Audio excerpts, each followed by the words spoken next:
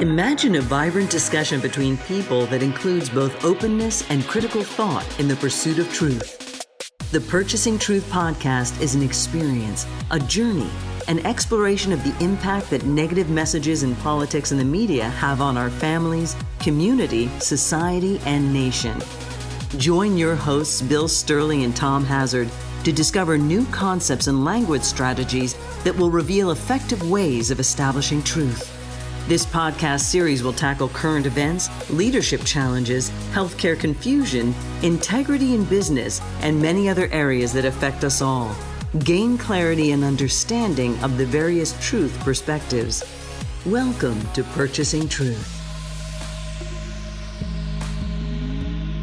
Welcome back to Purchasing Truth. I'm Tom Hazard with your host, Bill Stierle. And, Bill, I think our nation is struggling. I know I'm struggling with everything happening in our national discourse and in the daily events. We think, there can't be anything new going on. Well, it occurs to me we've had an October surprise that we wondered what would happen. We did? We had an October surprise with the president getting coronavirus on October 1. So we can actually call it an October surprise. We can. And obviously the whole world's talking about that. And yes, we don't need to sort of rehash what everybody's already hearing in the media, but it has brought some things into focus, hasn't it, Bill, about what we're going through here as a nation. It really has. It's like when you wanted the best out of a relationship and the relationship is not working anymore and you can't listen to one more truth not being told. You can't listen to a half statement like, well, we first diagnosed it, in 72 hours ago. Well, that's Wednesday. Oh, no, not 72 hours. So it's sort of like we can't keep in relationship when you have given the person consideration, have extended, we'll give them another chance. My partners isn't going to scream like that all the time, are they? And then it just keeps getting worse. So there is a little bit of a national breakup. So it really is kind of like the truth about a national breakup is really what this day is about. We're breaking up. It really feels like that. And when you think about instead of pitting, Republicans against Democrats, I know on its face, that's what it appears to be. And in many ways, in reality, certainly there's truth to that, but it's really more about the American people. If you think about the American people as being married to Trump. Yeah. And we are, because he's the president of all of us, like it or not. And, this nation is struggling, with a big part of us wants to believe in him, wants to believe the relationship is, healthy. And there's another big part of us that is exhausted, exacerbated, and needing to escape. Yes. And this is the struggle. And I think, Bill, you have some ways that we can really look at this. And if you look at, I guess, some of the factors of, marriage and divorce in terms of, how people think and react, you're going to see a lot of parallels between what we're going through right now, aren't you? Yeah, I'm glad you're kind of bringing up that piece regarding, why marriages succeed and fail. I mean, it's really about, what are the things and the attitudes and the language that is used? Because as a communication show, this is not a Democrat Republican thing. This is a divorce straight out of relationship between this voter that voted for this guy, Donald Trump, to come in and do the things he said he was going to do. And now they're stuck in a marriage they don't know how to get out of because they don't want to go with mom. They don't want to go with Nancy Pelosi. They don't want to go with the Democratic Party. That's too much, because there was a lot of pain with mom. Mom should have stood up to dad. Mom should have never left dad. Mom should have, did this and this, and then dad wouldn't have been so angry. It's really mom's fault that dad left. It's like, well, when you think about it, if mom and dad had a healthy relationship and they, worked together for the good of, metaphorically, the children, us, the people. That's good. Do you think that we would be having such a really angry discourse and really wanting to move away from him so much? There's a big part of the nation, it seems a growing part of the people, that want to get away from Trump. But even if you really seriously dislike him or fundamentally are opposed to much that he does, if we had a healthier relationship, if we were less divided as a people, if the parents were working together for the good of the people, to protect the people and, help the people through this tough time more, there would be much more support for keeping the family together, wouldn't there? There would be. Hey, listen, there's some really junky things that the president did that the other side didn't like, but it was enough that we can still stay in the marriage, and we're going to give him 4 more years. And that's not what's showing up right now. Right? What's showing up is a group of angry children are going like, we're pretty angry. Mom, you need to leave this guy. And I know that your oldest son is going to hate you for it because he is invested in dad, the relationship with dad. Mom, don't make dad go. And the answer is, yeah, dad's got to go.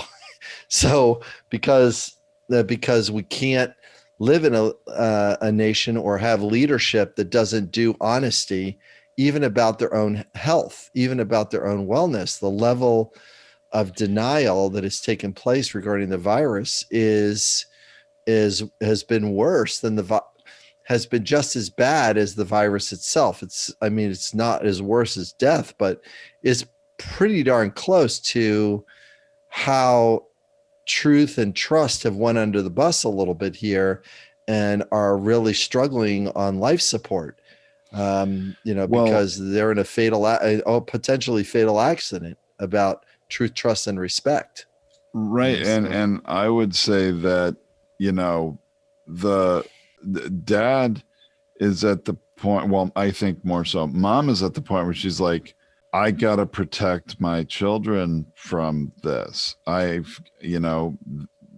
when you think about it, what's happened here with this October surprise, Trump getting the virus, going to Walter Reed Hospital, coming back, his behavior while he's there, his behavior just getting back to the White House last night, and this is, being recorded that next morning, that he is doubling down on, minimizing the threat of the virus. And, if you're a mother needing to protect your children and the father is being, abusive in some way, at some point you've got to protect the children, even though, as you said, maybe the, one person or one or more children, the oldest son, whatever, doesn't want to leave. And still loyal to dad, loyal to dad, because dad used to take him fishing, once a year. Dad used to show up and bring presents. There was a lot of excitement about dad coming back. I really loved my dad. My dad was a force of will. He had to go out and, be out there in the environment and stuff. And it's really tough. Trump trying to demonstrate he's a force of will, that he can, be strong enough to overcome the virus and get back to work. Those images and optics that he's creating, are one that is looking to demonstrate strength. But meanwhile, what happens is, the family has had it. Like the family members have had it. It's like, we'd like to feel compassion, but you're not even giving us any room to feeling compassion for it. So it is a very, very difficult thing that we're all going through right now. Well, so let's talk about the communication qualities that are going on. And I think this is going to sound very familiar to our listeners of a marriage that is on the rocks. Yeah. So these four things that are marriage on the rocks is you're going to hear messaging, number one, about criticism. There's going to be criticism of the media and criticism of the Democrats. Defensiveness. Now, the doctors are put in the defensive place, as well as anybody that goes out to the news media to talk. They're going to have the position of being defensive and have defensiveness. So the doctor that said 72 hours, no, it's not 72 hours. Did he have oxygen?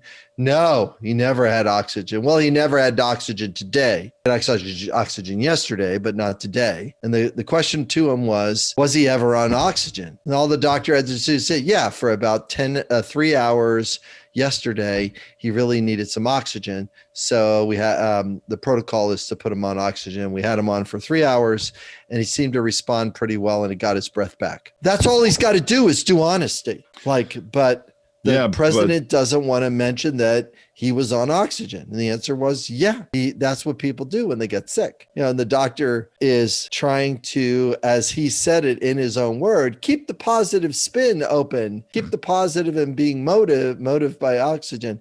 Great defensiveness. But look what shows up next is number 3 in the list, contempt.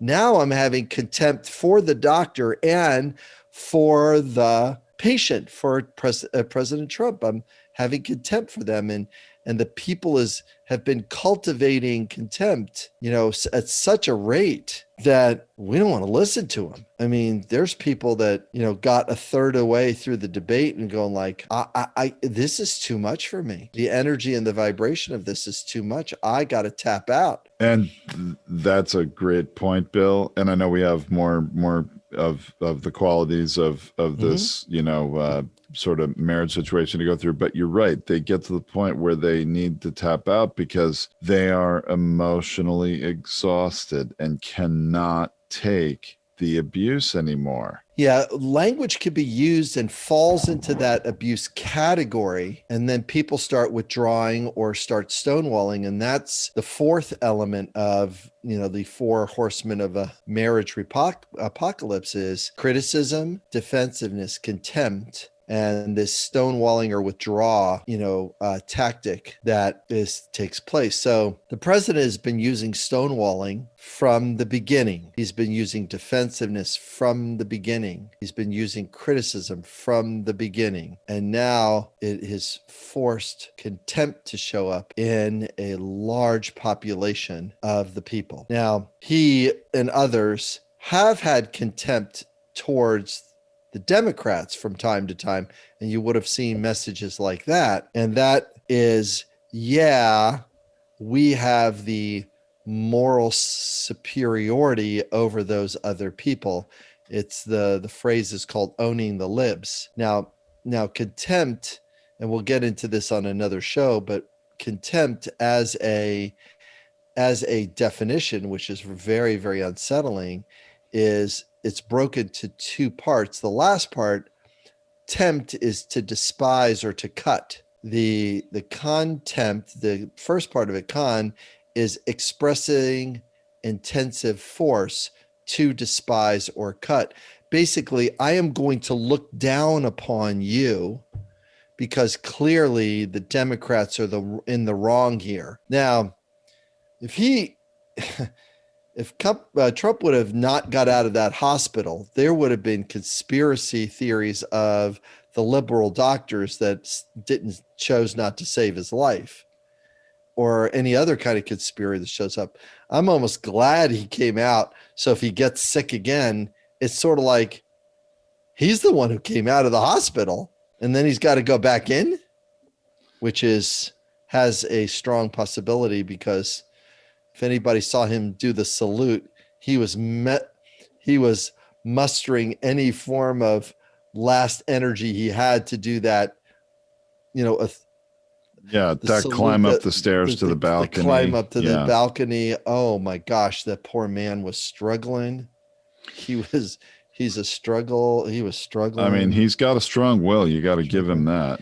Give him math, man. He's got a will and he's got a point of view and he's running it. And you know, it's hard to say if he's met his match here, because Well, you know, and yeah. the thing that's really clear is, I mean, he's been downplaying the virus so much for, 10 months here, and he can't change course now.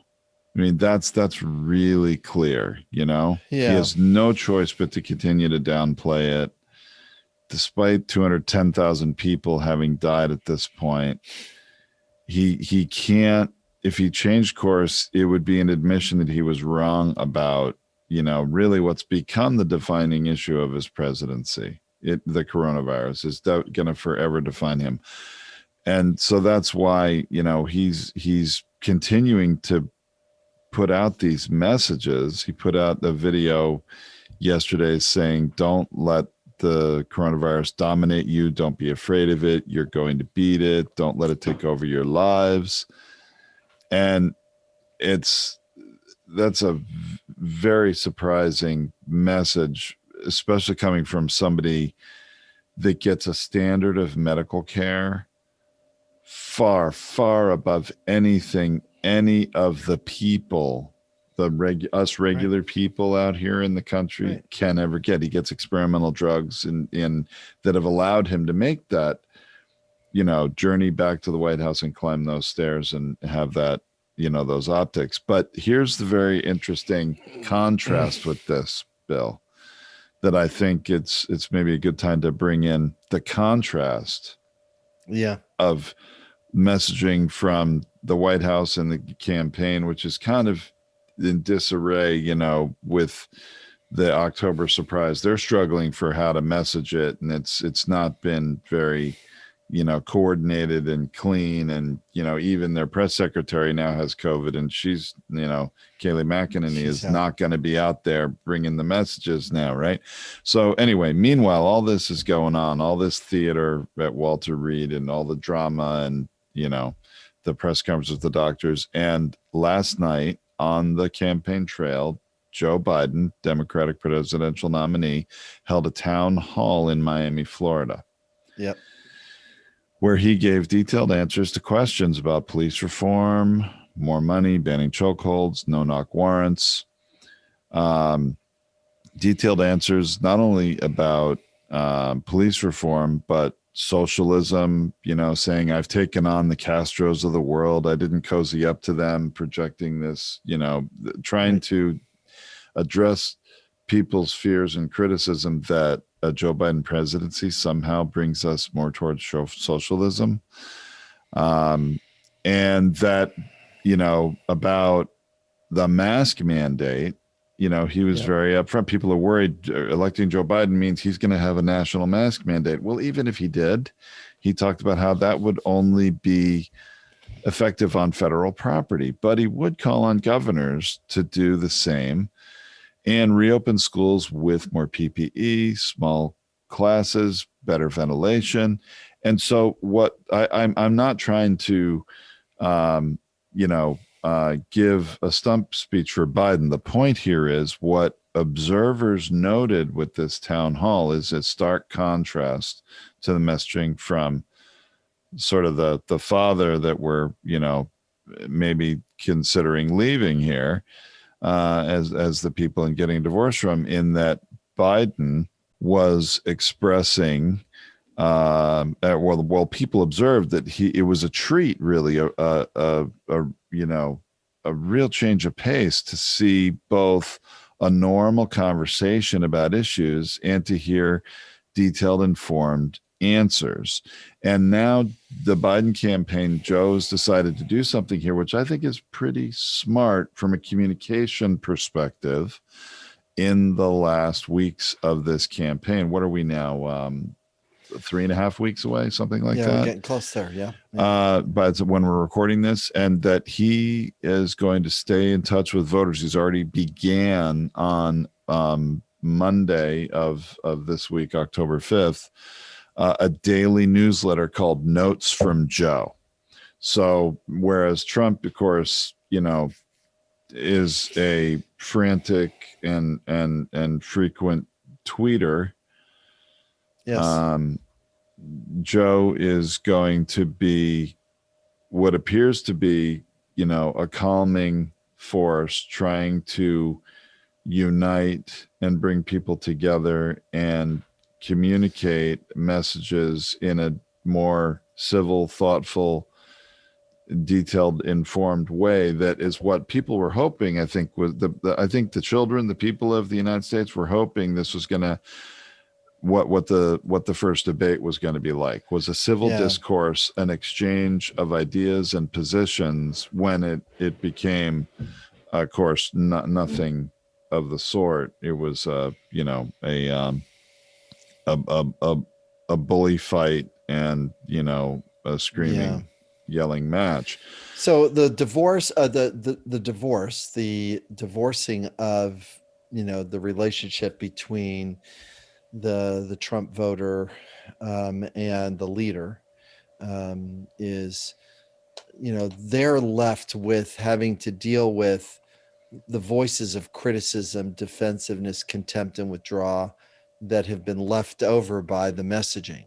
So it just like, post a divorce, many people experience 1, 2, 3 years of detox.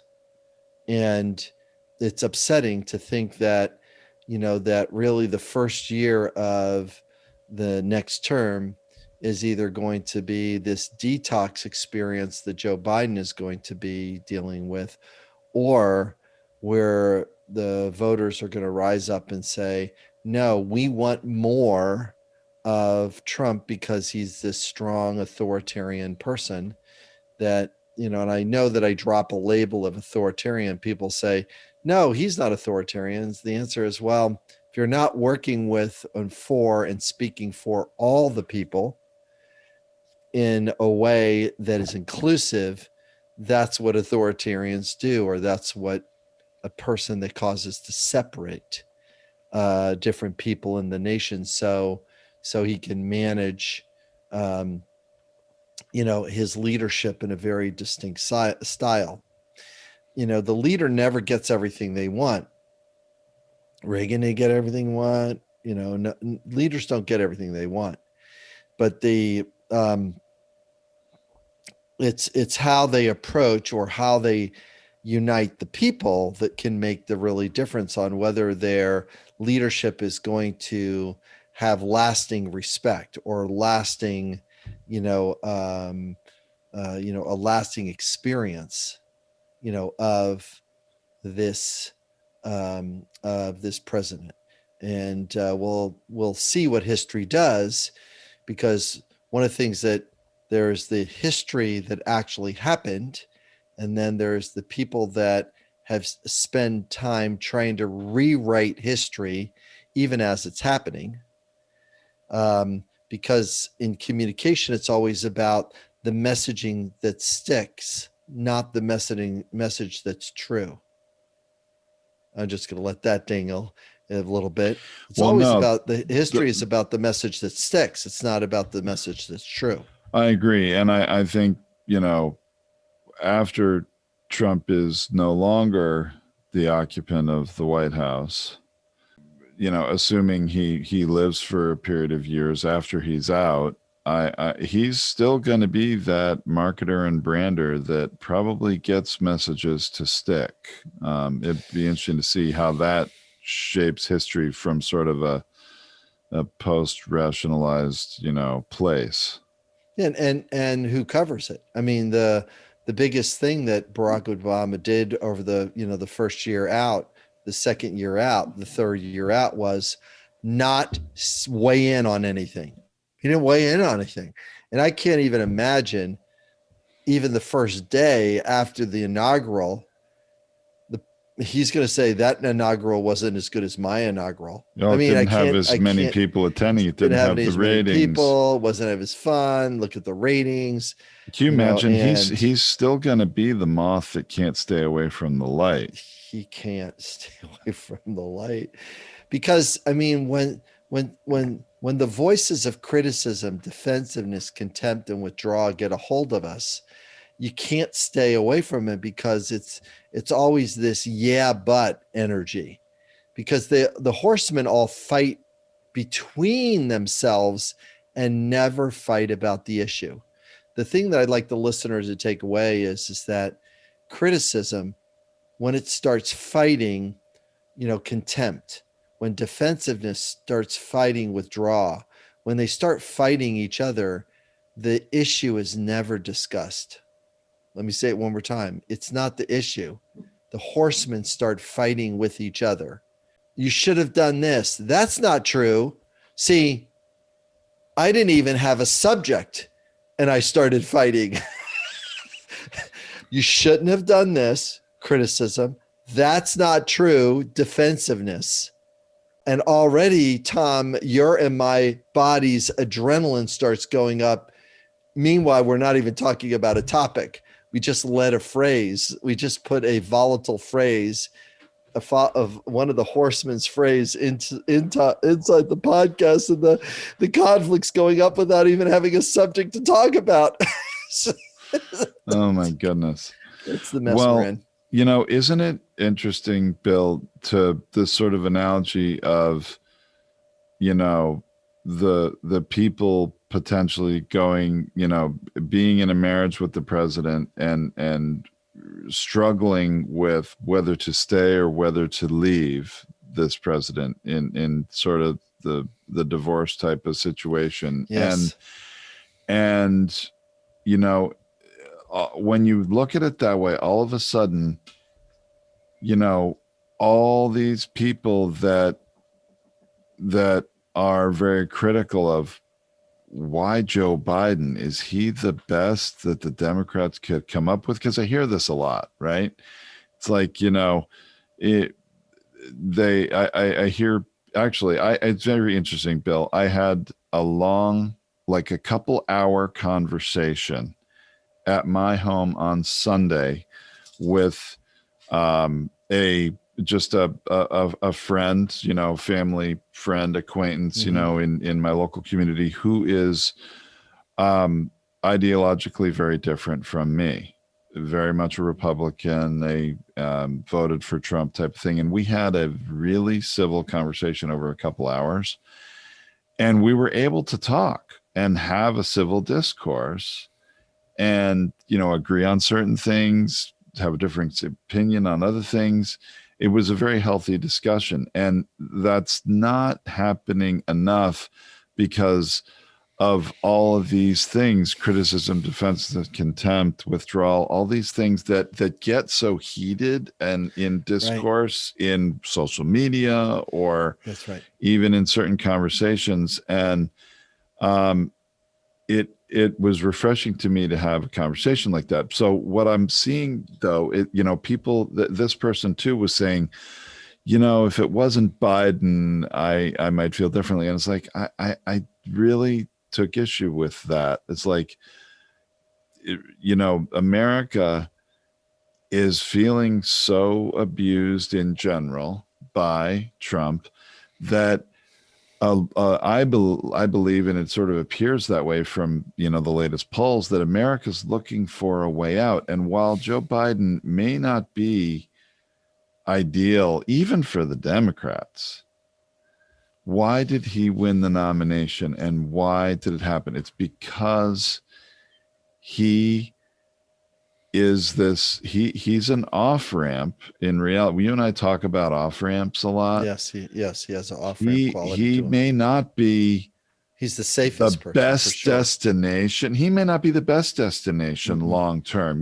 We all want to drive down the road and get to, maybe it's San Diego, somewhere sunny and warm. Maybe it's Miami, who knows? But, you want to come out of the cold, harsh winter of things and get into some warmth, right, and some light and some relief.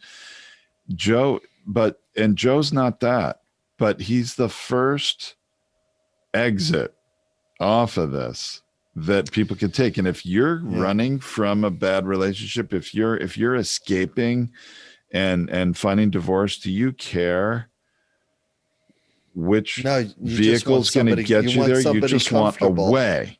And we want a way to get there. I Yeah. want a way out. This car is going to work, and it's not the newest car. It's not the shiniest car. It's not as, flashy as Barack Obama, but man, this is a good enough car. It's a good enough car to get us here.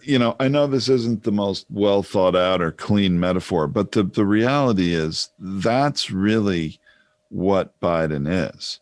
Biden is, the parent in the room that is calming and soothing. I mean, just again, look at what happened at the town hall and the reaction from it in Miami last night is that, wow, isn't it refreshing just to have someone talk about us, the people, and our needs, and, having an adult conversation about issues. Maybe we don't agree on everything. What is he doing, Bill? What is he doing right now that there isn't enough of? Well, he's setting the vision. He's setting the vision is what he's missing. And you and I have talked on the show about, hey, the Democrats have got to stop getting stuck in the mud and set the vision about where they want to go, and make it a needs-based vision. Don't make it a policy-based vision.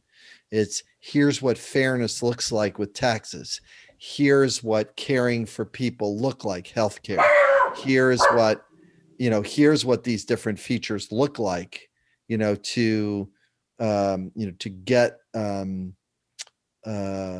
nation to move forward in a positive vision. This is what we need to rally behind. So that's what setting the vision looks like. And you can imagine what it would be like as Joe Biden starts to get his footing and trying to set the vision. It's like, here's what we're going for, and here's what we're going for. And listen, we've been through something as a nation right now, and we kind of need the soothing guy to, kind of take us there a little bit more. And I'm just a little hesitant and anxious to see how the behavior of the Republicans are going to be after this, because their behavior, my belief is they can't keep doing slash and burn politics. They can't keep going because they went all the way out to the right the way they just did it. And there's no growth out there. There's no growth to appeal to various different fringe groups to get the vote that they need. I mean, do you think any other Republican, even the most staunch conservatives, do you think any other Republican from a debate stage would not have answered Chris Wallace's question directly and denounced white supremacy? That would not have done that the way Trump didn't do it. He didn't answer the question. In fact, he stoked division at that debate, saying, stand back and stand by, right? And I don't think there's any other current political figure in our federal government on the Republican or Democratic side that would be so brazen and do that. Is anybody other than Trump bold enough, daring enough, and reckless enough? I don't know. No, I think a lot of them have taken the hits. I think a lot of them have, tried to step out there into that space. Is it like Wallace that did it, back in, or Goldwater that did it? Back then, the division Wallace and the definitely did that with segregation. Both of those folks stood out there in that place. But are we dealing with a throwback? And the answer is yeah, we are. We're dealing with a throwback. It's like his dad values are inside his son, and we get to see what his dad was like. It says as if we would have let the real estate agent, that real estate developer like that, take over and do things. He's a wrecking ball guy, so, and that's the thing that's been very, very difficult here. So the next thing that we need to really take a look at as we look at these elements of criticism, defensiveness, contempt, and withdraw strategies as the a nation deals with a president who stonewalls on things he doesn't want to talk about. These are things that a divorcing parent does and says to their kids. They will say the sentence, "I'll be there this weekend," and not show. They will say there, there's a good reason why I got divorced from your mother, and make it about them. It's like, contempt. Yeah. Your mother was just in it for the money, or your dad just was, this, pompous, whatever. That they'll use sentences of, criticism, defensiveness, and contempt and withdraw in the divorce. And literally, Tom, we could sit here, after the election and literally watch the tweets, and every one of the tweets will be one of these four things. There'll be a defensive sentence. Now look where America's going. I mean, what are you doing other than being a divorced parent that's bitter because you just got thrown out and you can't see your kids because your kids can't adore you anymore the way you used to like them to adore you. And now you can't get adoration for them because, there's a restraining order for you. And the restraining order is the one that Trump doesn't know that's coming as much. Media will apply the restraining order because they can't take it anymore. It's like, you're not topical anymore because we don't have to listen to you, because you're a past president. Yeah. He should have taken the off ramp, but going to work for Fox News, and maybe he still will. I don't know. He will. There he is. He's got to take his next best job. Oh, what do a retired president do? I'm a retired president. Well, you're going to do the same thing you did with a president. Golf. That's what you're going to do. Yeah. Surprise. It's not going to be a surprise. Anyway, so I mean, you could see the contempt showing up on both of our voices. We just slipped into it really easily. And it's not a liberal thing. This is not a conservative thing. This is a languaging that triggers other languaging responses, because for me, the need for truth hasn't been met with President Trump, and he doesn't promote respect in the way he communicates with other nations. He doesn't really do that. He promotes strength by having power over language. He does that. That's the form of strength he does. Sure. But that's not long-term strength. It's only short-term deal. It's like, oh, all right, I bullied the inspector and he gave me permission to use concrete that wasn't certified. Yeah, you won the battle, but you lost the war. So and that's the thing to really kind of throw our arms around a little bit. So well, Bill, thanks so much. I really appreciate your perspective and talking about these four qualities, because I think they're showing up an awful lot, and it really does make sense that we, the people as a whole, are struggling with whether we're going to stay with this parent or not. Yes. Yeah, very much so. So there's more to come, and thanks a lot, Tom. This has been fun. We'll definitely get into this more next time, and you can imagine just looking at the messaging through these four filters. It gives us a way to depersonalize it and not make it political. Just make it as, this is the strategy of language, and this is what it causes, and then it makes it easier to communicate moving forward. Okay, we'll keep an eye out, Bill. Thanks so much. Thanks, Tom. Thank you for listening to this Purchasing Truth podcast. We trust that you have enjoyed this engaging and thought-provoking conversation.